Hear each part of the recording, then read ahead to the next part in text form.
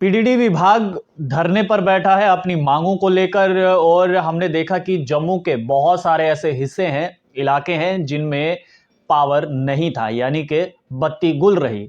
ऐसे में पीडीडी विभाग के साथ बातचीत करने के लिए कल हमने देखा कि कैसे जम्मू संभाग के डिविजनल कमिश्नर राघव लंगर और एडीजीपी पुलिस मुकेश सिंह भी वहां पर मौजूद रहे, उनसे बातचीत की, लेकिन बातचीत हल नहीं हुई और कल पीडीडी विभाग के कर्मचारियों द्वारा यह कहा गया कि स्ट्राइक जारी रहेगी। ऐसे में यूनियन मिनिस्टर आरके सिंह द्वारा जो है वो ये जानकारी दी गई है। यह कहा गया है कि जम्मू में कोई ब्लैकआउट नहीं है।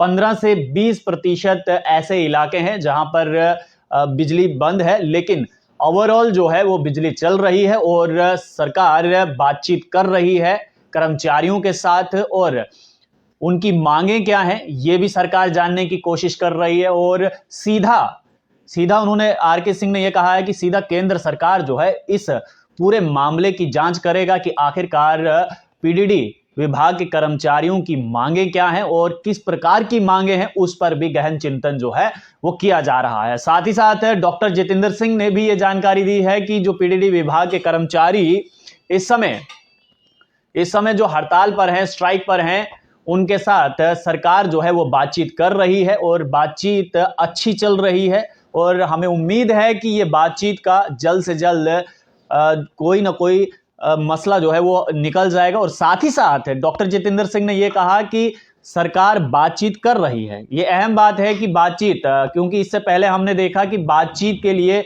शायद कुछ लोगों ने यह भी कहा था कि शायद सरकार ये नहीं चाहती है कि पीडीडी विभाग के कर्मचारियों के साथ जो है वो प्रशासन बात करे, लेकिन अब ऐसा बिल्कुल भी नहीं है। कल हमने देखा कि किस प्रकार से डिविजनल कमिश्नर खुद वहां पर आए, एडीजीपी खुद वहां पर आए और पीडीडी विभाग के कर्मचारियों से उन्होंने बातचीत की और बातचीत के बाद जो है उन्होंने कहा कि ये कानूनी प्रक्रिया है और इस प्रक्रिया को थोड़ा समय लगेगा, आप फिलहाल स्ट्राइक कॉल ऑफ कीजिए। लेकिन पीडीडी विभाग के कर्मचारियों ने स्पष्ट रूप से यह कहा कि स्ट्राइक कॉल ऑफ नहीं होगी जब तक हमारी मांगों को प्रशासन, एडमिनिस्ट्रेशन नहीं मानता, तब तक जो है वो हम स्ट्राइक को कॉल ऑफ नहीं करेंगे। और ऐसे में यूनियन मिनिस्टर आरके सिंह का यह बयान कि 15 से 20% इलाका है जम्मू का जहां पर थोड़ी सी दिक्कत आ रही है, बिजली बंद है, लेकिन ओवरऑल अगर हम बात करें जम्मू की कि अगर ब्लैकआउट हुआ है तो ब्लैकआउट बिल्कुल भी नहीं है। और एडमिनिस्ट्रेशन जो है वो पीडीडी विभाग के कर्मचारियों के साथ लगातार संपर्क में है, बातचीत कर रही है और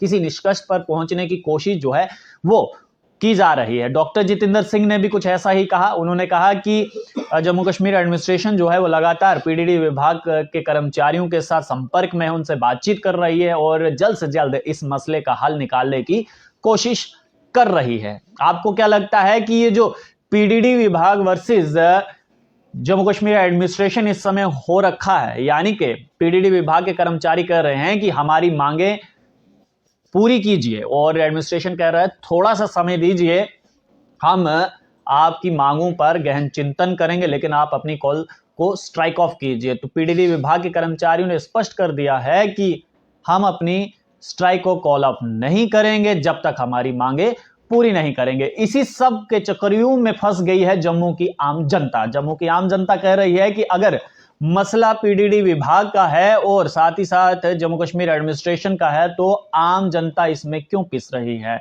बच्चों के पेपर हैं, बहुत सारे ऐसे लोग हैं जो बीमार हैं, गर्भवती महिलाएं हैं जिनको बिजली की सख्त जरूरत है, लेकिन ऐसा हो नहीं रहा है। ऐसे में सबसे बड़ा सवाल यह है कि क्या जम्मू कश्मीर एडमिनिस्ट्रेशन और पीडीडी विभाग के बीच में कोई सांठगांठ होती है या फिर नहीं होती है।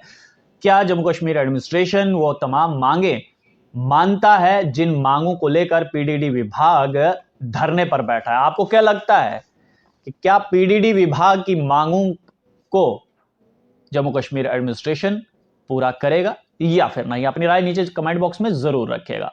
आप लोग देखते रहिए अर्ली पोस्ट। कैमरामैन गगन के साथ देव ठाकुर, जम्मू।